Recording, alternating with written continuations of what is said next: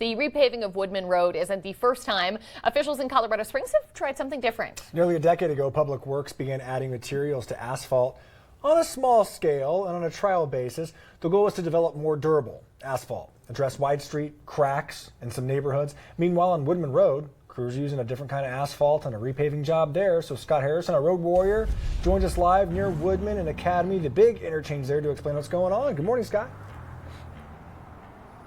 Yeah, good morning again, Josh and Bryn, and to everyone out there watching us. Well, the asphalt you mentioned there, Josh, it's not a new product, but it's new to Colorado Springs. It's called Stone Mason asphalt. And behind me here on Woodman Road, just east of the Academy interchange, you can see there it is, and it looks thicker, and it's a smoother ride for drivers, and it's kind of amazing how much noise it absorbs, just the road noise itself, how much less of that there is, so a quieter ride too as well. So this is a thicker product that officials say has held up to highway type traffic in Denver and other areas.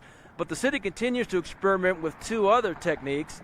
One is mixing Kevlar fibers from bulletproof vests into asphalt. A test strip has been in place for several years on Broadmoor Bluffs Drive on the city's southwest side. Another experiment is a test patch in the Soaring Eagles neighborhood just west of the airport. That mixture contains fiberglass designed to hold asphalt in place to prevent wide street cracking.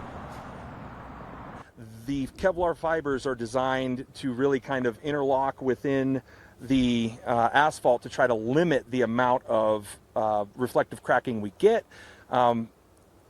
Seems to be working pretty well with the crack seal to try to seal those cracks and keep that water out of our pavement, because that in our freeze thaw is our worst enemy. Now, last summer we showed you how the city used recycled asphalt on several streets to see how well it works and to learn if it can save money. That technique is being used right now as crews finish up a paving project on the south end of Oro Blanco Drive. And as for those two test segments that we just showed you, the city says it wants to give those test segments at least a couple of years of kind of weathering to see how they hold up from years of hot sunshine to the freeze-thaw cycles in the wintertime before they decide whether they should use those materials on a wider basis. We'll be keeping you updated on that. We are live in Colorado Springs. I'm the Road Warrior, Scott Harrison, for KRDO 13. If you want the Road Warrior to dig into a problem near you, ask Scott by emailing roadwarrior@krdo.com. Driven by Phil Long Ford of Chapel Hills.